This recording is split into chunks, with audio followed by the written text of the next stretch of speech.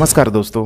BPSC mains को ध्यान में रखते हुए जीएस पेपर 1 के अंतर्गत जितना भी इम्पोर्टेंट प्रश्न है उन सारे प्रश्नों को शामिल करने का प्रयास किया जा रहा है। और आज इसी कड़ी में मोस्ट इम्पोर्टेंट प्रश्न है यहाँ पे व्यक्तिगत सत्याग्रह। यहाँ पे मोस्ट इम्पोर्टेंट प्रश्न मैं बोल रहा हूँ तो पूरी पूरी संभावना है कि व्यक्तिगत सत्याग्रह से संबंधित एक प्रश्न को यहाँ पे इस बार बीपीएससी के द्वारा पूछा जाएगा। इसीलिए इसको मैं बहुत बड़े डायमेंशन के अंतर्गत कवर करने का प्रयास कर रहा हूँ। और दूसरा चीज़ मैं आप लोगों के भी बताना चाहता हूँ कि इस बार जो सिलेबस जो अपडेट हुआ है मेंस का 38 नंबर का जो सवाल होगा इसमें संक्षेप में लिखने के लिए भी दिया जाएगा, जिसमें आर्ट एंड कल्चर और मॉडर्न हिस्ट्री से संबंधित प्रश्नों को भी शामिल किया जाएगा। तो क्या पता व्यक्तिगत सत्याग्रह से संबंधित यहाँ पे इसकी शैली पूछ ले या फिर इसका महत्व पूछ ले। तो कहने का सेंस यही है कि इसका पूरा डायमेंशन हम लोग कवर करने वाले हैं बेहद ही डिटेल्स एनालिसिस के साथ। चीज़ों को आप एक एक करके समझते चलिए। अब यहाँ पे नंबर 1 हम लोग बात करें भूमिका की, तो व्यक्तिगत सत्याग्रह के भूमिका को आपको समझना होगा कि उसको उस दौर में शामिल किया गया था। खासकर इसको आप लोगों को द्वितीय विश्व युद्ध के दौर में आपको समझना होगा कि जब हिटलर के द्वारा पोलैंड पे आक्रमण कर दिया गया था तो उसी समय भारत में भी खलबली मच गई अंग्रेजों में। और द्वितीय विश्व युद्ध के दौरान भारत में जो वायसराय हुआ करता था जिसका नाम था लिन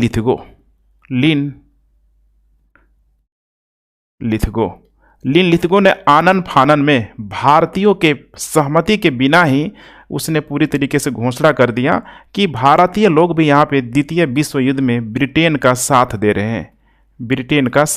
हैं। सबसे बड़ी समस्या यही हुआ यहाँ पे। इसीलिए 1940 के दौर तक आते आते 1939 में शुरू हुआ था, 1940 तक आते आते लगभग अगस्त प्रस्ताव की असफलता के बाद अगस्त प्रस्ताव आया था अगस्त 1940 में। और यहाँ पे सितंबर अक्टूबर महीने तक आते आते गांधी जी के द्वारा यहाँ पे अहिंसक विरोध प्रदर्शन करने का निर्णय लिया गया। अहिंसक विरोध प्रदर्शन करने का निर्णय लिया गया और इसी का यहाँ पे नाम दिया गया 1940 के दशक में व्यक्तिगत सत्याग्रह। व्यक्तिगत सत्याग्रह चलाने का फैसला किया गया। अब इसी व्यक्तिगत सत्याग्रह में देखेंगे आप लोग तो बहुत सारे, चाहे हम लोग बात कर ले केंद्र के स्तर पे या फिर प्रांतों के स्तर पे, जितने भी इम्पोर्टेंट लोग थे उस समय गांधी के द्वारा यहाँ पे चुना गया। जैसे केंद्र के स्तर पर देखा जाए तो विनोबा भावे हो जाएगा, जवाहरलाल नेहरू को ना सिर्फ यहाँ पे व्यक्तिगत सत्याग्रह के लिए चुना गया बल्कि जवाहरलाल नेहरू को इसी दरमियान देखेंगे तो गांधी ने अपना पूरा एक उत्तराधिकार के रूप में घोषित किया। इसके अलावा ब्रह्मदत्त का नाम आता है। वहीं प्रांतों में बात करें तो यहाँ पे बिहार में जैसे कि श्री कृष्ण सिंह का नाम आता है। तो आपको यहाँ पे ध्यान देने की ज़रूरत है कि व्यक्तिगत सत्याग्रह यहाँ पे क्यों शुरू किया जा रहा है।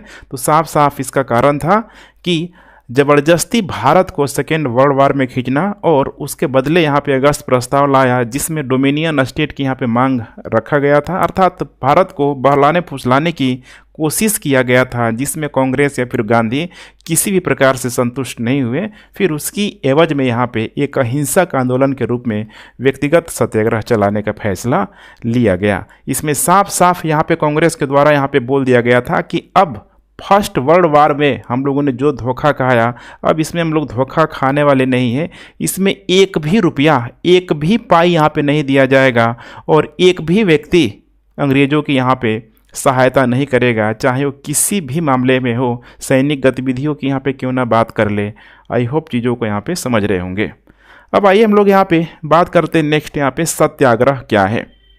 तो सत्याग्रह को लेके यहाँ पे ठीक है गांधी जी खुद यहाँ पे बताते हुए नजर आ रहे हैं कि सत्याग्रह प्रत्यक्ष गतिविधियों में अगर देखा जाए तो सबसे प्रभावी रूप सत्याग्रह को यहाँ पे माना जाता है। तो सत्याग्रह का जो मतलब है यहाँ पे प्रत्यक्ष गतिविधियों के माध्यम से। अब ये प्रत्यक्ष गतिविधियाँ यहाँ पे क्या हो जाएगा तो फिर वही हो जाएगा ठीक है कि सत्य के लिए यहाँ पे पूरी तरीके से आग्रह करना, प्रत्यक्ष गतिविधियों में आग्रह करना, जितना हो सके यहाँ पे रिक्वेस्ट करना है। और जब एक आग्रह को मान लिया जाए, जब एक अधिकार को मान लिया जाए तो दूसरे अधिकारों की बात कर देना, तीसरे अधिकारों की बात कर देना, ऐसे ऐसे करके यहाँ पे पूरी तरीके से डिमांड को अपना यहाँ पे बढ़ाते जाना है। इसीलिए हम लोग एग्जाम्पल के तौर पे यहाँ पे समझने का प्रयास कर रहे हैं कि यही जो है यहाँ पे देखेंगे जो सत्याग्रह जो है यहाँ पे सत्याग्रह जो है यहाँ पे संघर्ष को यहाँ पे आगे बढ़ाते हुए नजर आएगा। और इसी संघर्ष के माध्यम से, या चाहे हम लोग शक्ति प्रदर्शन का भी माध्यम कह सकते हैं, बहुत सारे जब यूनाइट होके बहुत सारे जो लोग यहाँ पे सड़कों पे निकल रहे हैं, फिर इसमें यहाँ पे डिमांड को, जो भी यहाँ पे मूल्य है, इसमें मूल्य को भी बढ़ाने का अवसर मिलता है। और यही तो इसका अगर हम लोग बात करें रिजल्ट की, तो हमेशा देखेंगे एक जो रिजल्ट मिलेगा, ठीक है, ये फिर से दूसरे रिजल्ट के लिए यहाँ पे प्रोत्साहित करते हुए नजर आएगा। अर्थात एक छोटा सा अधिकार दिया जाएगा तो फिर दूसरे अधिकारों के लिए उनको पुनः यहाँ पे तैयार करने की कोशिश करना। जैसे कि सत्याग्रह हो गया 1917 का ले लीजिए, या फिर यहाँ पे खेड़ा आंदोलन की हम लोग बात कर ले, असहयोग आंदोलन की बात कर ले, सविनय अवज्ञा आंदोलन की बात कर ले। यहाँ पे देखेंगे तो गांधी हमेशा अपने अधिकारों को बढ़ाते हुए नजर आ रहे हैं भारतीयों को पक्ष में। दूसरा यहाँ पे गांधी जी यहाँ पे बता रहे हैं कि अब ऐसा नहीं है कि यहाँ पे कि हर कोई सत्याग्रह ही यहाँ पे बन सकता है। यहाँ पे गांधी का मानना था कि हर कोई स्वाभाविक रूप से यहाँ पे सत्याग्रह यहाँ पे नहीं बन सकता है, माने सत्याग्रही यहाँ पे नहीं बन सकता है, क्योंकि सत्याग्रही बनने के लिए बहुत ही व्यक्तिगत रूप से प्रशिक्षण, समझ रहे हैं ना, ट्रेनिंग की यहाँ पे ज़रूरत होती है। हो सकता है कि उसको मारा पीटा भी जाए, उसको बहुत सारे यहाँ पे कष्ट यातनाएं दिया जाए। अगर वैसे में अगर वो रिटेलिएट कर देगा तो फिर वो सत्याग्रही कहेगा। तो यहाँ पे आपको इस चीज़ को समझना होगा कि हर व्यक्ति यहाँ पे सत्याग्रही यहाँ पे नहीं बन सकता है, प्रशिक्षण करना बहुत उसको ज़रूरी है। किस प्रकार से करना है, ठीक है, व्यवहारिक चीज़ों को लाना या फिर उसको बताना बहुत ज़रूरी है, तभी तो ये अपने आप में अप्लाई कर पाएगा और फिर ये और लोगों से भी यहाँ पे इम्प्लीमेंट करवाएगा। ठीक है, तो अब यहीं पे समझना है कि जो व्यक्तिगत जो सत्याग्रही है यहाँ पे, जैसे अगर किसी व्यक्ति को चुना गया, जैसे विनोबा भावे हो गया, अब विनोबा भावे क्या करेंगे तो नीचे के लोगों को बताना शुरू करेंगे। वैसे ही नेहरू को चुना गया तो नेहरू भी नीचे के लोगों को यहाँ पे बताना शुरू करेंगे। व्यक्तिगत स्तर पर यहाँ पे पूरी तरीके से, ठीक है, एक्सपेंड करने की कोशिश करना। जैसे यूरेनियम का नाभिक होता है ना, यहाँ पे 3 से किस तरीके से 9 हो जाएगा, 9 से 27 हो जाएगा, तो वैसे ही इसको धीरे धीरे क्या करना, तेज़ी से यहाँ पे फैलाना होता है। अब हम लोग बात करते हैं यहाँ पे सत्याग्रह का यहाँ पे उद्देश्य यहाँ पे क्या है। ठीक है, तो देखेंगे सत्याग्रह का कई प्रकार का उद्देश्य आपको देखने के लिए मिल जाएगा, लगभग 4-5 टाइप का। जैसे नंबर 1 हम लोग बात करते हैं यहाँ पे, नंबर 1 हम लोग बात करते हैं फांसीवादी ताकतों का विरोध। फांसीवादी ताकतों का विरोध।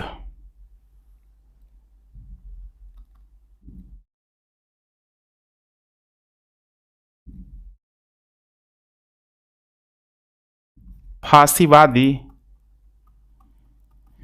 ताकतों का विरोध।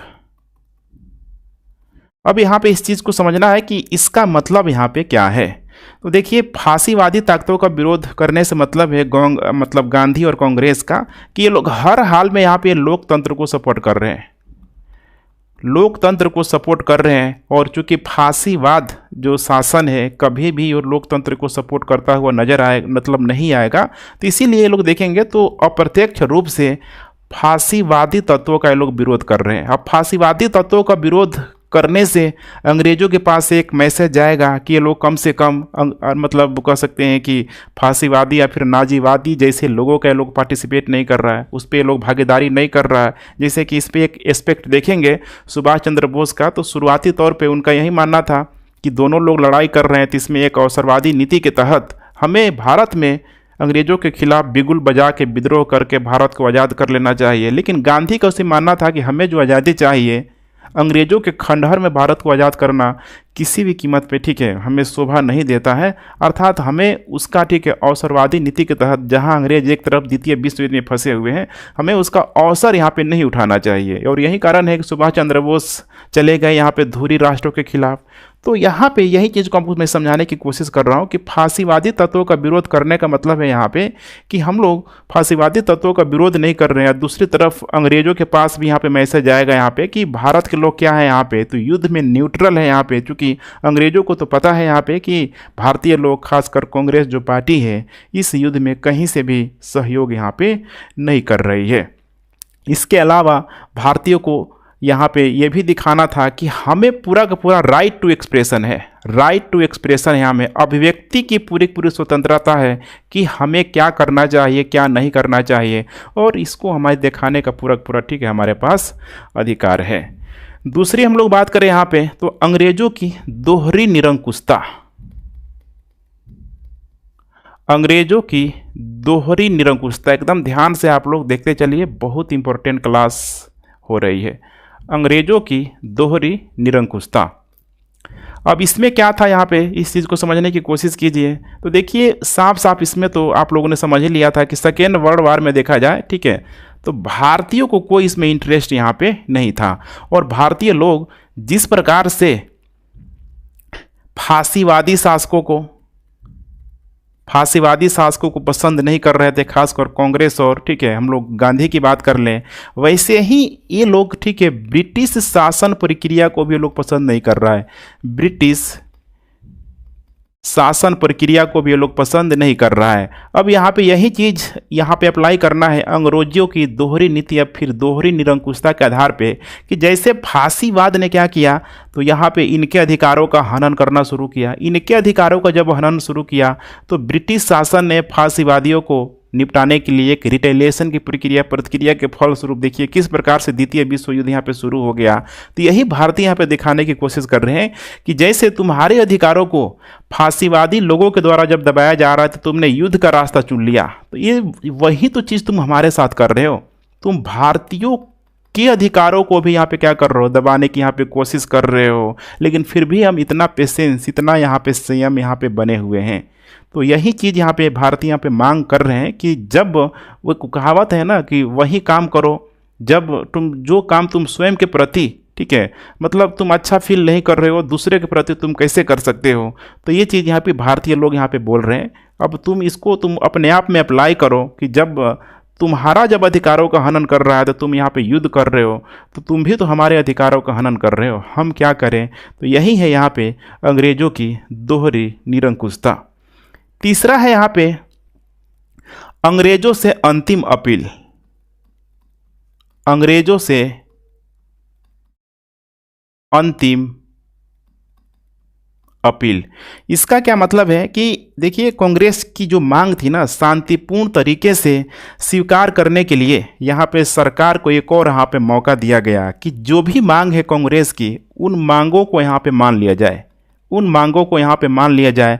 अदरवाइज हमारे पास भी बहुत सारे राष्ट्रवादी लोग हैं, जैसे तुम लोग यहाँ पे, तुम्हारे पास तुम्हारे सैनिक मरने मिटने को तैयार हैं, तो हमारे पास भी यहाँ पे नेशनलिज्म से भावना से युक्त यहाँ पे बहुत सारे राष्ट्रवादी जो लोग हैं। तो इसीलिए इनको कमज़ोर यहाँ पे पूरी तरीके से समझा नहीं जाए, ये लोग किसी भी हद तक यहाँ पे जा सकते हैं। यही था अंग्रेजों से अंतिम अपील, अर्थात यहाँ पे पहले आग्रह करना और जब ना माने, ठीक है, तो किसी न किसी रूप में उनको ये बताना, अपनी क्षमताओं को दिखाना, ठीक है, कि अंग्रेजों से अंतिम अपील के रूप में।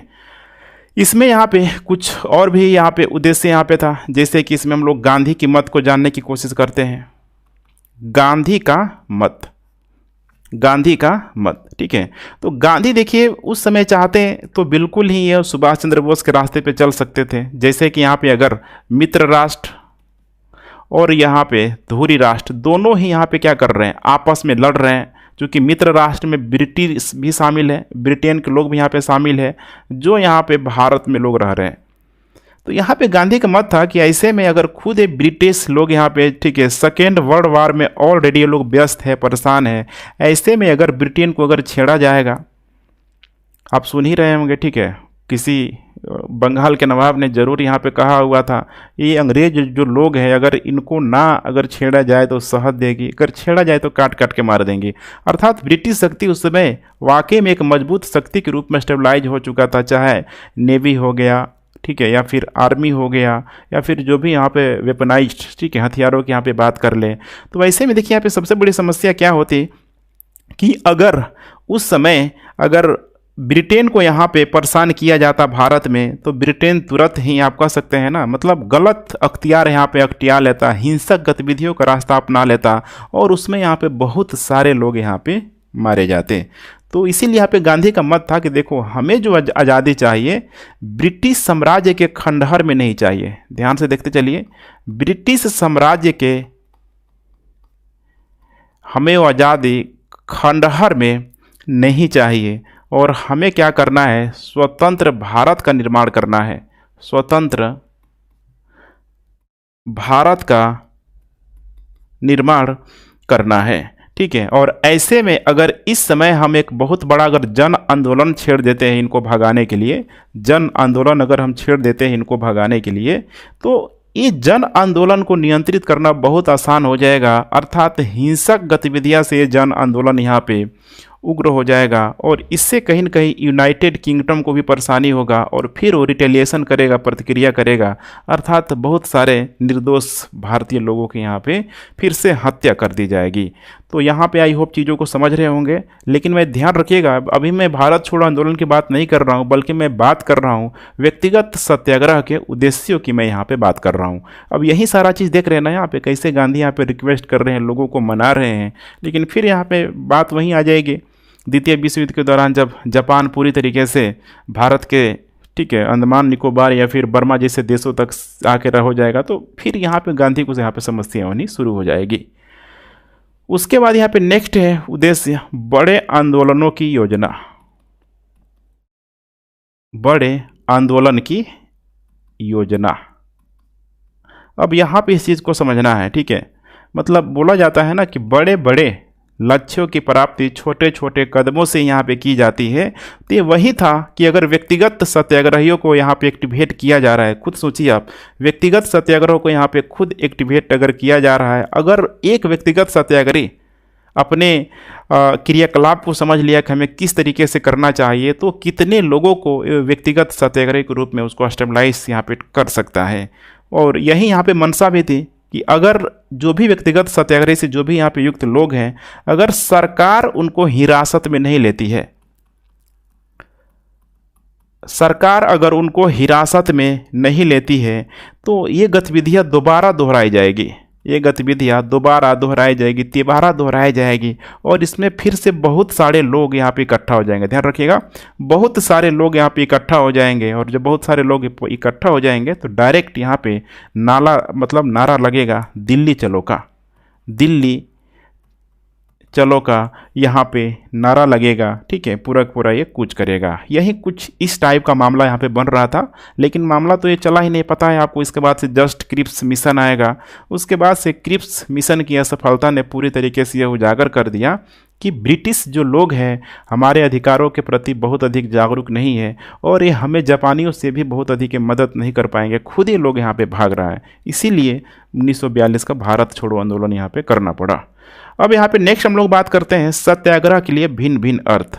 अब यही है, समझ रहे हैं ना, बाल में से खाल निकालना, अलग अलग, चूँकि बहुत सारे हिस्ट्रियोग्राफिकर लोग हुए हैं, बहुत सारे जर्नलिस्ट पोएट हुए हैं। इसमें एक हम लोग बंगाल के मुख्यमंत्री रह चुके हैं बुद्धदेव भट्टाचार्य के विचारों को भी जानने का प्रयास करेंगे कि आखिर सत्याग्रह का मतलब यहाँ पे क्या था। सारे लोग यहाँ पे अनुमान लगाने की कोशिश करेंगे। तो यहाँ पे गांधी के शब्दों में जाने, ध्यान रखिएगा, गांधी के शब्दों में जाने यहाँ पे सत्याग्रह का जो मतलब है यहाँ पे, ठीक है, तो गांधी जी ने स्वयं ही इसमें बताया हुआ है कि सत्याग्रह का मतलब यहाँ पे सत्य बल, माने सबसे अधिक बल कहाँ देना है, तो इस सत्य पे बल देना है। और इसके अलावा चाहे वो जीवन शक्ति के रूप में हो, जीवन शक्ति के रूप में हो, या फिर उसे आप कह सकते हैं आत्म बल के रूप में हो, आत्म बल के रूप में हो। और इसी को यहाँ पे ब्रिटिश राज के विरुद्ध यहाँ पे चलाया गया। हालांकि बहुत सारे राजनीतिक, ठीक है, इतिहासकार जो है उनका मानना है कि यह एक आंदोलन था। ध्यान रखिएगा, यह एक आंदोलन था जो कि गांधी के द्वारा ब्रिटिश शासक के विरुद्ध, ब्रिटिश शासन के विरुद्ध यहाँ पे चलाया गया था। दूसरा हम लोग बात कर रहे हैं, एक और व्यक्ति का यहाँ पे नाम आएगा, कृष्णलाल श्रीधरनी। कृष्णलाल श्रीधरनी, ठीक है, ये ठीक है जर्नलिस्ट भी रह चुके हैं, पोएट भी रह चुके हैं, गुजरात से बिलोंग करते हैं। इनका मानना था कि देखो जो सत्याग्रह है और कुछ नहीं था बल्कि एक प्रत्यक्ष अहिंसात्मक संघर्ष था, प्रत्यक्ष अहिंसात्मक संघर्ष था जिसमें हिंसा का कोई स्थान नहीं था। कुछ और भी लोग हैं जैसे कि बुद्धदेव भट्टाचार्य, बुद्धदेव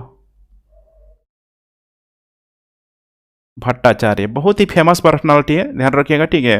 भारतीय राजनीतिज्ञ रह चुके हैं, सीपीआई के मेंबर भी रह चुके हैं और वेस्ट बंगाल के मुख्यमंत्री भी रह चुके हैं। इनका मानना था कि गांधी जी का जो सत्याग्रह था, ठीक है, पूरी तरीके से बुराई के विरुद्ध था, बुराई के विरुद्ध था, ठीक है। और जो भी यहाँ पे विवाद था या जो भी संघर्ष था भारत वर्सेस अंग्रेजों के बीच, उसका समाधान करने का यह एक तरीका था। वैसे ही यहाँ पे एक और फेमस पर्सनालिटी है जिनका नाम है एम.एन. झा, एम.एन. झा, ध्यान रखिएगा, एम.एन. झा। इन्होंने बोला जो सत्याग्रह था ये द्वंद्वात्मक का नैतिक आत्मबोध की प्रक्रिया था। द्वंद्वात्मक, द्वंद्वात्मक, द्वंद्वात्मक का मतलब क्या आता है, किसी व्यक्ति के भीतर भी आ सकता है। जैसे द्वंद्वात्मक मतलब होता है कि दो विचारधाराओं को लेके या फिर दो निर्णयों को लेके आप डिसाइड नहीं कर पा रहे हैं कि हमें क्या करना है, हमें ए की तरफ जाना है या फिर हमें बी की तरफ जाना है। तो वैसे में एक ही व्यक्ति के अंदर यहाँ पे द्वंद्व आ जाता है। और जब द्वंद्व आएगा तो गांधी में भी ये चीज़ था, जब भी ये इस सिचुएशन में फंसते थे तो वे आत्मा की बात सुनते थे। ध्यान रखिएगा, अपने आत्मा की बात सुनते थे, अर्थात आत्मबोध प्रक्रिया पे बल देते थे। तो यही माना जाता था कि गांधी भी इसी उठापटक में थे, एम.एन. झा के यहाँ पे मानना है। और इस परिप्रेक्ष्य में गांधी ने द्वंद्वात्मक की जगह अपने आत्मबोध, ठीक है, लेकिन इथिकल वैल्यू से यहाँ पे निर्दिष्ट, ध्यान रखिएगा, नैतिकता से यहाँ पे होना चाहिए, वैसे ईश्वर ने, ठीक है, अपने अंतरात्मा को, आवाज़ को चुना। कुछ और है यहाँ पे सत्याग्रह की प्रकृति, ध्यान रखिएगा, सत्याग्रह की प्रकृति यहाँ पे क्या क्या है, थोड़ा सा इसे भी हम लोग यहाँ पे देख लेते हैं। तो इसमें भी हम लोग दो टाइप की प्रकृति की बात कर लेते हैं। जैसे कि नंबर 1 यहाँ पे बताया जा रहा है कि जो सत्याग्रह का जो सिद्धांत है दो विचार पर आधारित है। जैसे कि पहला है यहाँ पे सत्य और दूसरा हो जाएगा यहाँ पे अहिंसा। सत्य और यहाँ पे अहिंसा। अब इसी सत्य और अहिंसा को लेके खेल है, थोड़ा सा आप लोग देखने का प्रयास कीजिए, सत्य और अहिंसा। तो यहाँ पे सत्याग्रह आंदोलन का सार पूरी तरीके से देखेंगे तो अन्याय के विरुद्ध पूरी शक्ति से संघर्ष करना है और सभी प्रकार के बलिदानों और कष्टों को यहाँ पे सहना है। क्योंकि जब भी इस प्रक्रिया से आप, ठीक है, किसी पे भी यहाँ पे संघर्ष करने का प्रयास करेंगे, संघर्ष करने का प्रयास करेंगे, चाहे वो भीड़ हो, मास लेवल पे ही यहाँ पे क्यों ना हो, या फिर, ठीक है, वो हड़ताल ही क्यों ना हो, जुलूस ही क्यों ना हो सकता है कि इसमें क्या किया जाएगा आपको, ठीक है, सप्रेस करने की कोशिश किया जाएगा, दबाने की यहाँ पे कोशिश किया जाएगा। लेकिन इस परिस्थिति में भी जो भी आपके अपने बलिदानों को यहाँ पे देना पड़ेगा, शरीर को यहाँ पे कष्टों का सामना करना पड़ेगा, यही है सत्याग्रह। और दूसरा यहाँ पे गांधी के द्वारा बताया जा रहा है सत्याग्रह का मतलब कि बिना किसी कुटता, माने कटुता होता है ना, किसी प्रकार का कटुता नहीं रखना है, किसी भी प्रकार का घृणा नहीं रखना है, या जो भी विरोधी है इस विरोधी को बिना चोट पहुँचाए, एकदम ध्यान से सुनिए, बिना चोट पहुँचाए एकदम प्रतिरोध की भावना से युक्त होना है। और इसका उद्देश्य यही होगा कि उस विरोधी के मन में, सोचिए, चोट भी नहीं पहुँचाना है और उस विरोधी के मन में अपने प्रति न्याय की भावना जगाना है। मैंने उसको एकदम ये रियलाइज करवा देना है कि तुम गलत हो, ध्यान रखिएगा, तुम गलत हो, लेकिन चोट पहुंचाए बिना उसका क्या करना है, न्याय के प्रति जागृत करना है, उसका दिल जीतने की कोशिश करना है। सोचिए क्या यह आसान काम था। इसीलिए यहाँ पे जब, ठीक है, जब भी आप गांधीवादी प्रक्रिया को आप समझने की कोशिश करते हैं तो पूरा समझने के बाद फिर गांधी को आपको पास, ठीक है, क्रिटिसाइज करने के लिए, आलोचना करने के लिए बहुत सारे जो, ठीक है, एस्पेक्ट बचते हुए यहाँ पे नजर नहीं आएंगे। लेकिन वही है कि आधा अधूरा जब ज्ञान रहेगा तो समस्याएं आपको देती रहेगी, खासकर गांधी के, ठीक है, प्रति जो आलोचनात्मक जो विश्लेषण है वो आपको करने का यहाँ पे मौका मिलता रहेगा। तो देख पा रहे हैं यहाँ पे किस टाइप का गांधी का थिंकिंग लेवल है। दूसरा है यहाँ पे गांधी जी की सत्याग्रह यहाँ पे शैली क्या है। सत्याग्रह शैली में गांधी जी खुद बता रहे हैं कि सत्याग्रही को मृत्यु तक, ध्यान रखिएगा, सत्याग्रही को मृत्यु पर्यंत यहाँ पे कष्ट सहने के लिए यहाँ पे तैयार रहना चाहिए। मृत्यु पर्यंत, जब तक व्यक्ति की मृत्यु नहीं हो जाती है उसको कष्ट सहने के लिए यहाँ पे तैयार रहना चाहिए। दूसरा यहाँ पे बता रहे हैं कि जो भी सत्याग्रही है, ध्यान रखिएगा, जो भी सत्याग्रही है वो अपना सर्वोच्च बलिदान के लिए तैयार रहे, सर्वोच्च बलिदान के लिए तैयार रहे।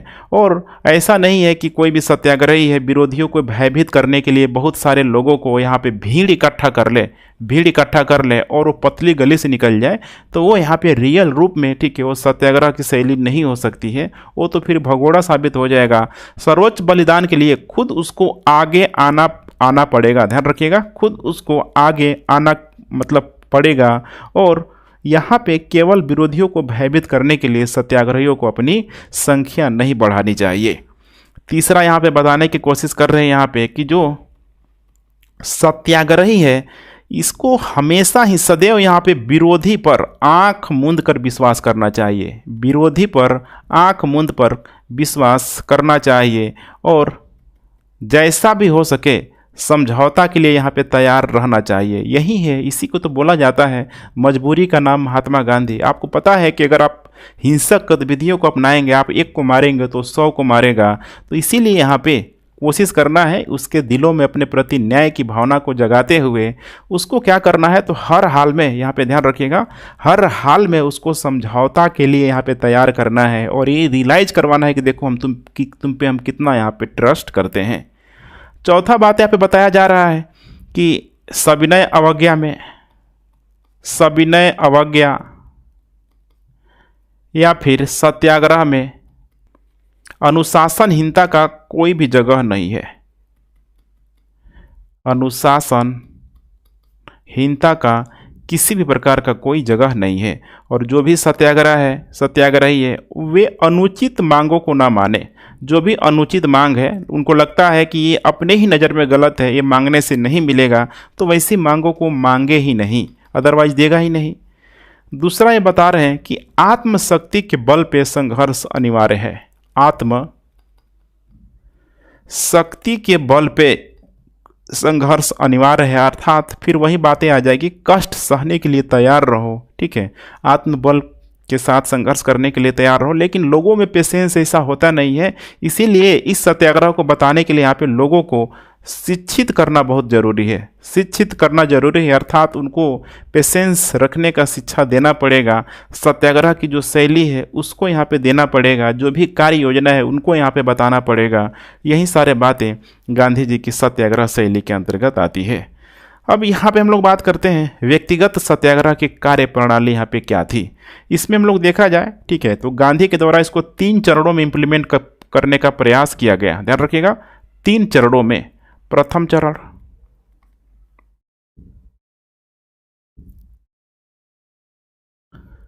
उसके बाद हो जाएगा इधर द्वितीय चरण,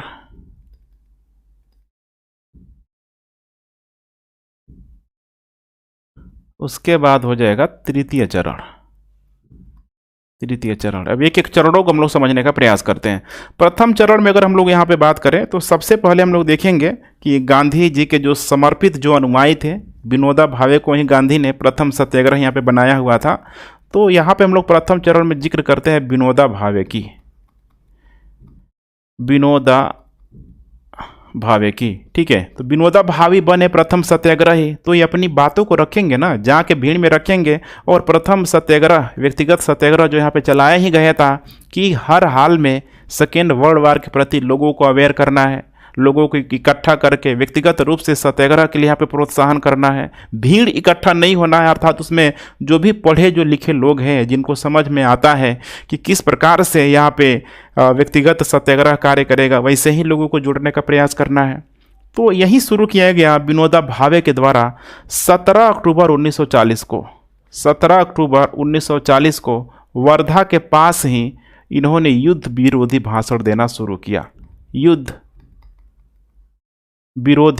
देना शुरू किया, और ऐसे में तुरंत यहाँ पे, ठीक है, ब्रिटिश सरकार के द्वारा इनको यहाँ पे गिरफ्तार कर लिया गया और ठीक है, इनको 3 माह की सज़ा हुई, 3 माह की इनको सज़ा भी हुई। दूसरा जो द्वितीय जो चरण है, जैसे कि इनके गिरफ्तार होने के बाद द्वितीय चरण में आता है जवाहरलाल नेहरू का नाम, जवाहरलाल नेहरू, ठीक है। अब जवाहरलाल नेहरू ने भी युद्ध का शांतिपूर्ण, ध्यान रखिएगा, द्वितीय विश्व युद्ध का शांतिपूर्ण विरोध प्रदर्शन शुरू किया। शांतिपूर्ण विरोध प्रदर्शन करना शुरू किया और इनको यहाँ पे 4 वर्ष की यहाँ पे जेल दिया गया। अब इसके बाद से आप देखेंगे द्वितीय चरण में ही तो और भी इम्पोर्टेंट जो नेता जैसे कि राजगोपालाचारी का नाम हो जाएगा, इसके अलावा सरदार वल्लभ भाई पटेल का नाम हो जाएगा। इन लोगों ने भी यहाँ पे प्रयास किया, लेकिन इनको भी यहाँ पे हिरासत में जेल में यहाँ पे डाल दिया गया। फिर यहाँ पे शुरुआत हुई तृतीय चरण की, जिसमें देखेंगे बड़े लेवल पे, ध्यान रखिएगा, बड़े लेवल पे इसको इम्प्लीमेंट करने की यहाँ पे शुरू की गई। हालांकि द्वितीय चरण में देखेंगे तो जो भी यहाँ पे कांग्रेस के जो केंद्रीय विधानसभा के जो सदस्य थे, केंद्रीय विधानसभा के जो भी सदस्य थे, लगभग इसमें देखेंगे तो 400 सदस्यों को पूर्ण रूप से यहाँ पे हिरासत में लिया गया था। ठीक है, तो अब यहाँ पे तृतीय चरण में लगभग 5 जनवरी 1941 को कांग्रेस सत्याग्रहियों की सूची बनाई गई। कांग्रेस सत्याग्रहियों की सूची बनाई गई, ध्यान रखिएगा, कांग्रेस सत्याग्रहियों की सूची बनाई गई और इनका जो उद्देश्य था, गांवों में या फिर जो भी कस्बा था, गांव कस्बों में युद्ध विरोधी भाषणों के माध्यम से लोगों को व्यक्तिगत सत्याग्रह के लिए प्रोत्साहित करना और इसका खमियाजा भुगतना भी पड़ा। लगभग 20,000 से अधिक लोगों को यहाँ पे हिरासत में, ध्यान रखिएगा, हिरासत में यहाँ पे ले लिया गया। ठीक है, अब यहाँ पे हम लोग नेक्स्ट बात करते हैं व्यक्तिगत सत्याग्रह का यहाँ पे महत्व। अब इसका महत्व यहाँ पे क्या होगा, तो देखिए कुछ इम्पोर्टेंट जो महत्व है, जैसे कि इसमें नंबर 1 बात करें, ऊर्जा का सही मार्गदर्शन। ऊर्जा का सही मार्गदर्शन माने होता है ना, भीड़ में चीज़ों को सिखाना बहुत डिफिकल्ट होता है, लेकिन अगर आप व्यक्तिगत रूप से किसी को सिखाएंगे तो उसमें जो लर्न करने की जो एक्यूरेसी होती है, जो कैपेसिटी होती है, उसमें अधिक होती है। और यही चीज़ हमें देखने के लिए मिला कि ऊर्जा का जो सही जो मार्गदर्शन जो दिया व्यक्तिगत सत्याग्रह ने, बिना किसी हिंसा के, इसमें किसी प्रकार के बड़े लेवल पे कोई हिंसा आपका होता हुआ दिखाई नहीं देगा। दूसरा हम लोग बात कर लेते हैं भविष्य की कार्यशैली पे। भविष्य की कार्यशैली पे इसका क्या मतलब है, तो इसका मतलब यह है कि देखिए भविष्य के आंदोलन के लिए पूरा का पूरा जो आधार मजबूत तैयार कर लेना, आधार मजबूत तैयार कर लेना। जैसे कि हम लोग भारत छोड़ो आंदोलन की बात करें, जिसमें किस प्रकार से डू एंड डाई का जब मामला आ गया, तो अब व्यक्तिगत सत्याग्रह से जनरली बहुत सारे लोग यहाँ पे जुड़ चुके थे। अब उनको, ठीक है, जो भी कार्यशैली थी उनको समझ में आ चुकी थी। उसके बाद भारत की एकता को लेके, भारत की एकता को लेके जिसका उद्देश्य था यहाँ पे कि भारतीय जनता की एकता और धैर्य का पूरी तरीके से, ठीक है, इसमें प्रदर्शन किया गया और काफ़ी हद तक देखेंगे तो ये सफल होते भी आपको नज़र आएगा, क्योंकि इसको अलग अलग क्षेत्रों में इसे इम्प्लीमेंट करने का प्रयास किया गया था। इसके अलावा देखा जाए यहाँ पे क्रिप्स मिशन को भी आप शामिल कर सकते हैं। क्रिप्स मिशन, जो कि क्रिप्स मिशन की असफलता ने अंग्रेजों को, ध्यान रखिएगा, ठीक है, सॉरी, अगस्त प्रस्ताव की असफलता ने अंग्रेजों को क्रिप्स मिशन लाने का, ठीक है, मतलब एक तरीके से कह सकते हैं कि उन लोगों को एकदम मैंने होता है ना कि अब उनको विवश किया गया। खुद था उस समय ब्रिटिश प्रधानमंत्री चर्चिल, उसके द्वारा बोला गया कि भाई हम डोमिनियन स्टेट दे देंगे। इसके अलावा इसमें एक महत्वपूर्ण बात था संविधान को लेके कि भारतीयों को संविधान भी दिया जाएगा। तो इसमें देखेंगे तो व्यक्तिगत सत्याग्रह के तहत संविधान का मार्ग भी यहाँ पे प्रशस्त हुआ, संविधान का मार्ग भी यहाँ पे प्रशस्त हुआ, ठीक है। इसके अलावा देखेंगे तो जो भी अवसादवादी मतलब अवसरवादी जो तत्व थे, अवसरवादी ये लोग होते हैं ना कि किसी भी भीड़ में देखेंगे तो ये लोग को भीड़ के नेतृत्व या विचारधारा से कोई मतलब नहीं होता है, बस इनको जहां मौका मिलेगा ये लोग अपने, ठीक है, स्वार्थ के लिए किसी भी हद तक जा सकते हैं।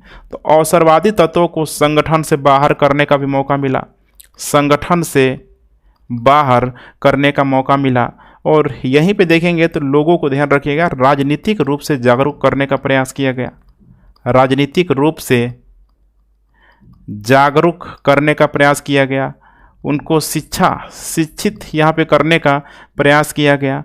और यही कारण है कि लगभग अभी इसका पहले हम लोग ने देखा था कि लगभग 20,000 के आसपास, ठीक है, सत्याग्रही लोग मौजूद थे। लेकिन यहाँ पे आते आते देखेंगे तो लगभग 25,000 से ऊपर मई 1941 तक 25,000 से ऊपर सत्याग्रही इसमें, ठीक है, इकट्ठा हो चुके थे। इन लोगों को दोषी भी ठहराया गया था।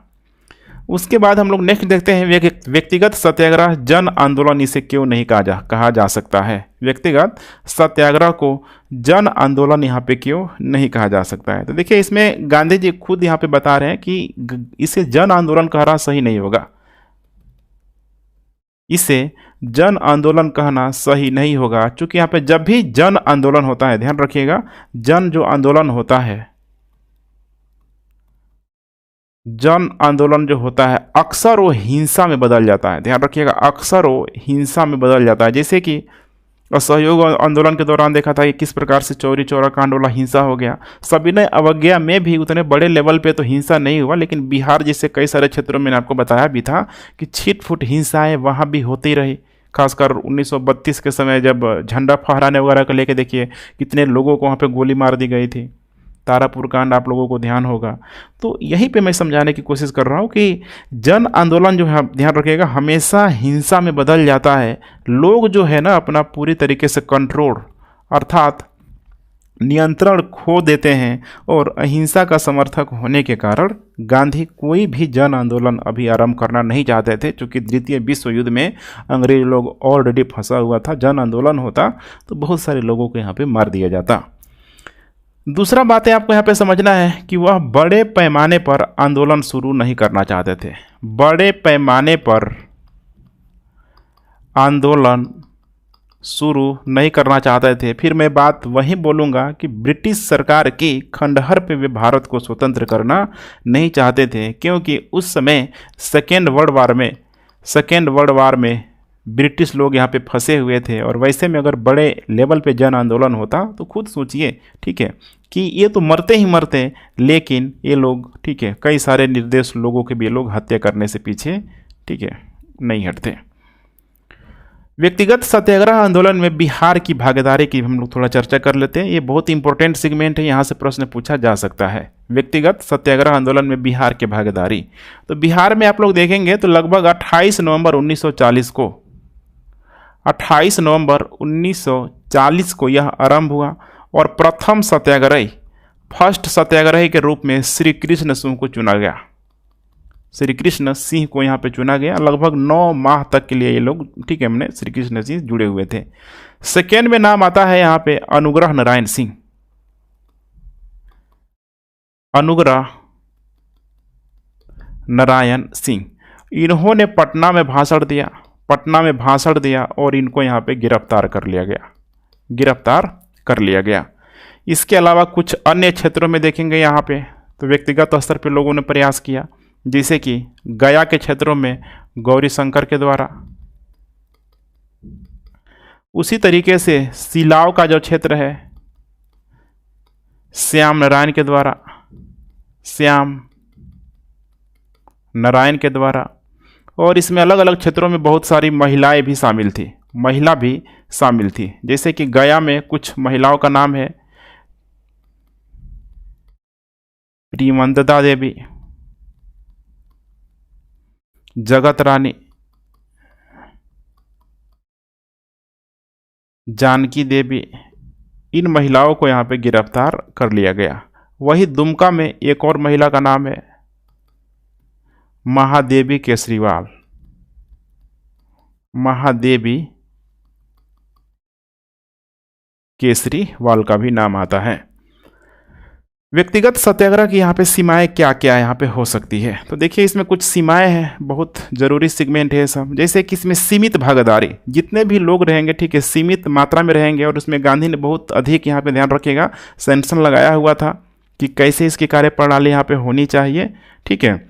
और इस तरह से देखेंगे तो व्यक्तियों की सीमित भागीदारी की वजह से इंस्टेंट यहाँ पे कुछ खास नहीं मिला। तो नंबर 1 हम बात करते हैं यहाँ पे सीमित भागीदारी।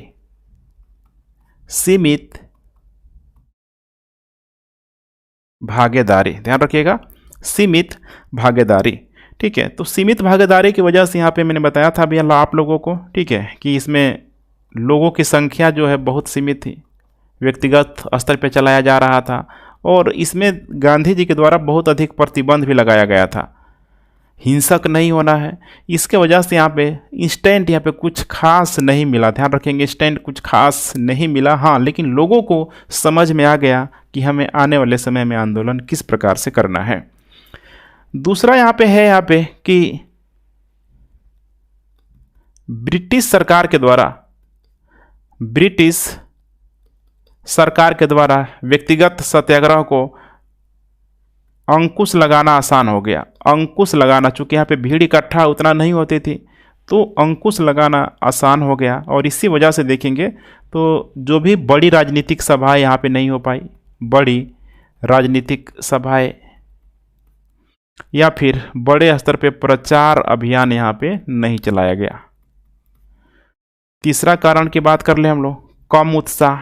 लोगों की संख्या नहीं है ना, हमेशा आपको जेहन में रखना है, कम उत्साह। ठीक है, तो इसमें जन आंदोलन तो आप इसे कह ही नहीं सकते हैं, अभी मैंने बताया जन आंदोलन तो ये था ही नहीं।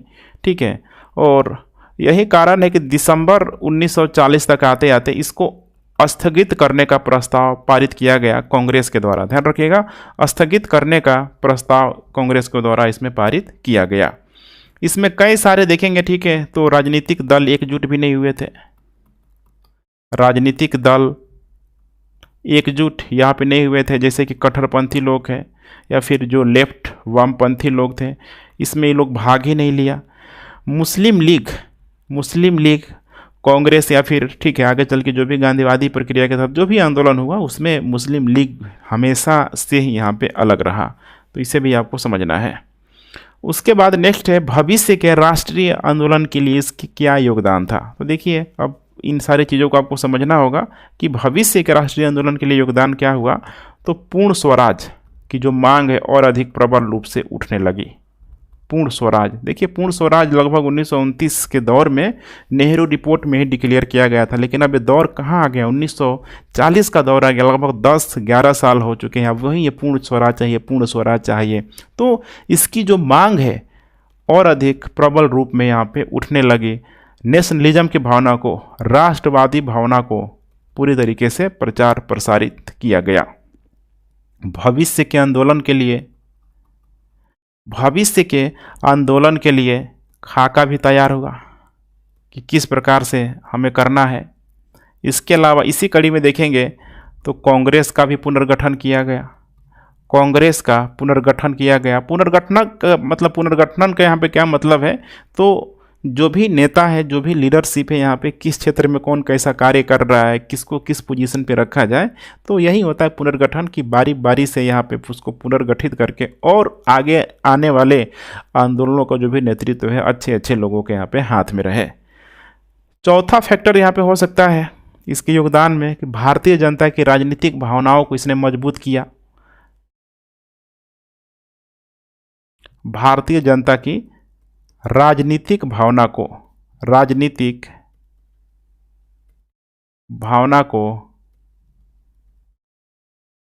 ध्यान रखिएगा मजबूत किया गया।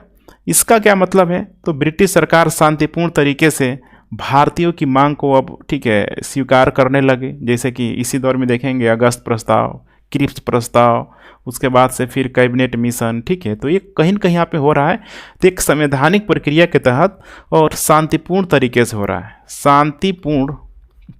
हो रहा है, जो अपने आप में एक बहुत बड़ा अचीवमेंट यहाँ पे माना जा सकता है। ठीक है, या फिर ये भी कह सकते हैं कि इसका एक और योगदान होगा आगामी संघर्ष की तैयारी का। ठीक है, इनको यहाँ पे अवसर मिल गया। अब यहाँ पे कुछ लास्ट यहाँ पे सेक्शन यहाँ पे हो सकता है, इसके निष्कर्ष के रूप में थोड़ा आप लोग समझने का प्रयास कीजिए। ठीक है, तो यहाँ पे निष्कर्ष में आपको बताने की कोशिश करना है कि देखिए जो अगस्त प्रस्ताव जो था, ठीक है, उसी की असफलता ने, अगस्त प्रस्ताव की असफलता ने व्यक्तिगत सत्याग्रह के मार्ग को प्रशस्त किया। और जब व्यक्तिगत सत्याग्रह के मार्ग को प्रशस्त किया तो यहाँ पे ध्यान रखिएगा स्वतंत्रता की मांग को तो माना ही, स्वतंत्रता की मांग को तो आगे यहाँ पे बढ़ाया ही गया, साथ में इसमें अभिव्यक्ति की स्वतंत्रता को भी सही ठहराने का प्रयास किया गया। Write to expression, write to expression, देखिए यहाँ पे किस प्रकार से जो भारत के लोग हैं अपने राइट टू एक्सप्रेशन के तहत बता रहे हैं, व्यक्तिगत सत्याग्रह के माध्यम से बता रहे हैं कि हम द्वितीय विश्व युद्ध का हिस्सा नहीं है, शांतिपूर्ण तरीके से। और यही कारण है यहाँ पे कि दिसंबर 1941 तक आपको ध्यान होना चाहिए कि कांग्रेस ने प्रस्ताव जारी किया जिसमें यह साफ साफ बताया गया कांग्रेस के द्वारा कि ब्रिटिश सरकार जो बोल रही है कि अगर ये युद्ध समाप्त हो जाएगा तो भारतीयों को पूर्ण स्वतंत्रता यहाँ पे दे दी जाएगी, पूर्ण स्वतंत्रता दे दी जाएगी, लेकिन उसके बदले भारतीयों को यहाँ पे खासकर कांग्रेस को ब्रिटिश को यहाँ पे समर्थन करना होगा उस विश्व युद्ध के दौर में, उस विश्व युद्ध के दौर में, ठीक है, ब्रिटिश को समर्थन करना होगा।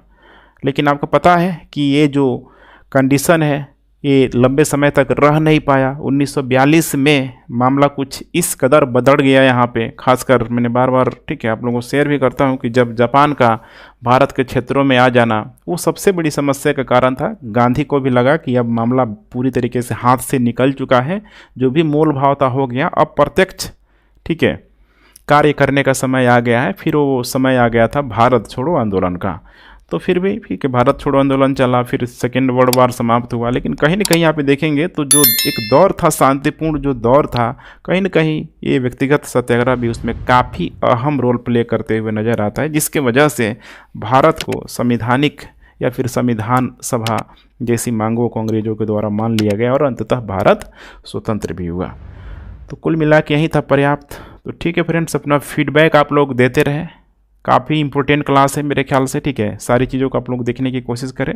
And thanks for watching. जय हिंद।